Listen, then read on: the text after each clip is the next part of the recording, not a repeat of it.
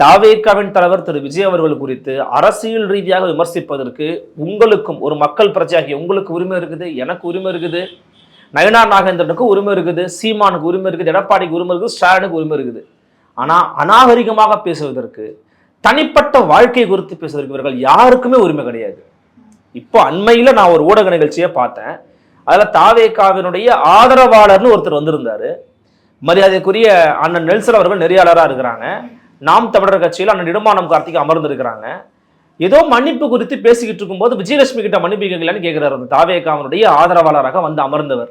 ஒரு அநாகரிகமான பேச்சு இல்லை. அரசியல் ரீதியாக உங்கள்கிட்ட ஒரு கேள்வியை கேட்டால் அரசியல் ரீதியாக நீங்க பதில் சொல்லணும்.